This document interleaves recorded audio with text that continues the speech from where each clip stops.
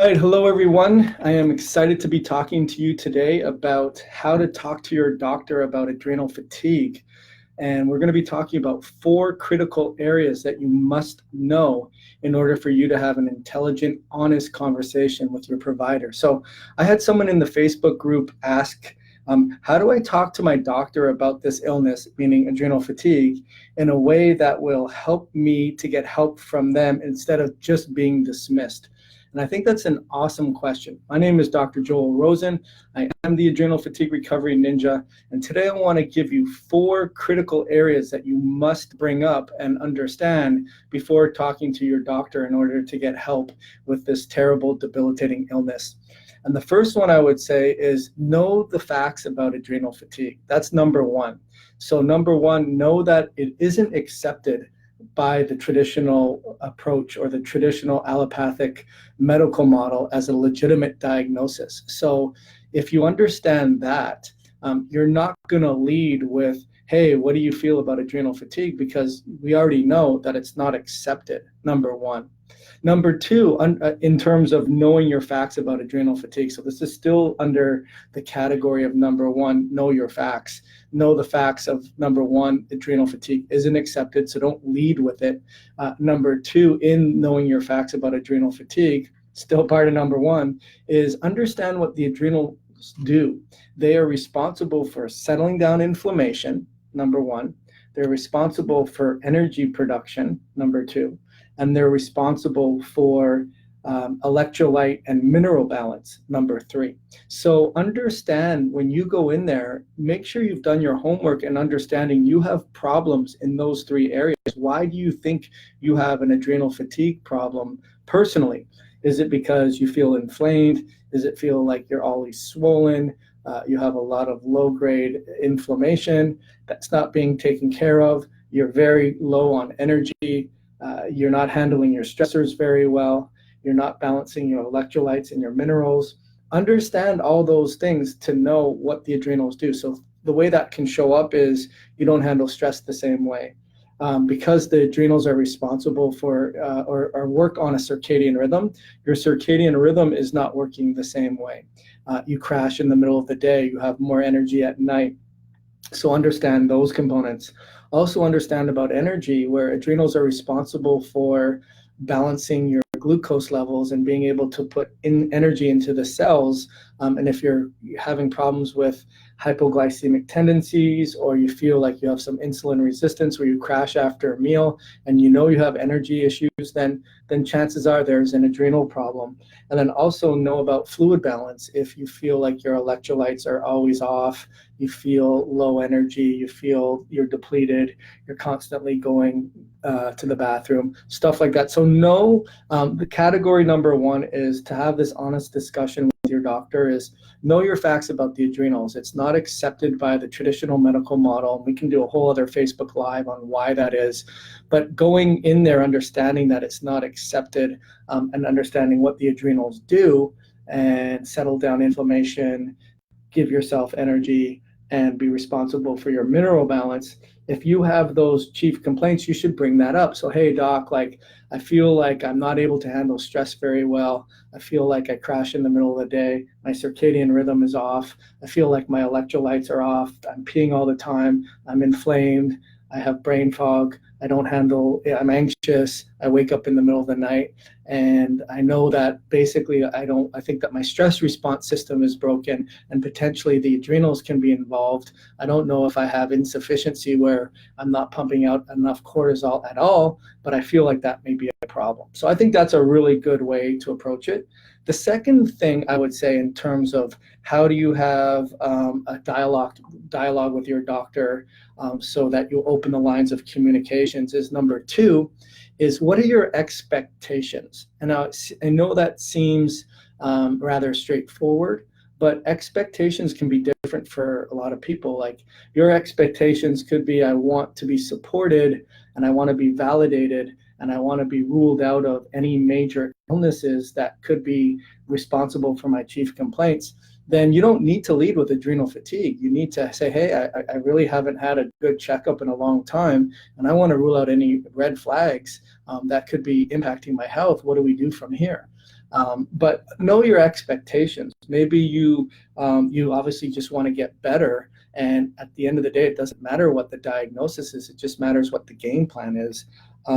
Sometimes people want to have the proper tests, so that's going to require the proper dialogue. And it doesn't always start with an adrenal test, because I tell a lot of the people that I work with that it's not just adrenals that get impacted by stress.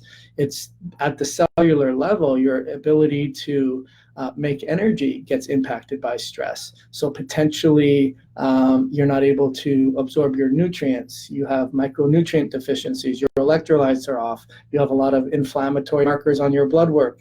Your iron is deficient, or your B12 and folate are not working well. You have a lot of immune dysregulation. Your white blood cells are low or high, or there could be other signs of inflammation and infection, or your cholesterol levels are really low or really high. So understand that the test that they may recommend for you, which is their way of triaging to make sure that you have no major red flags, you're on the same page there. You want to make sure you have no major red flags too. So know your expectations is the second part, meaning why do I want to go to the doctor and have this discussion? Do I want to make sure I'm not terminally ill? Do I want to have the proper test to show me what else is going on? Do I want to be able to get to the root cause?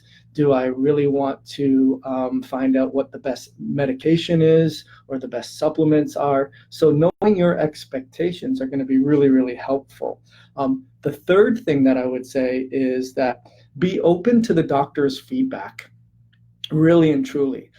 It's really hard when a professional works really hard in their chosen field of profession. And in their cases, they've gone to school for high school, for college, and then either 4 to 7 years. And then I understand the frustration where someone comes in and reads the internet because they've had to be proactive for their own health. And they come with their guns a-blazing saying, I got this, I got that, I got this, I got that. You're going there with understanding that adrenals are not accepted. They're responsible for energy, for inflammation and fluid balance, how you handle your stressors. You have certain expectations that you want. Be open to their feedback.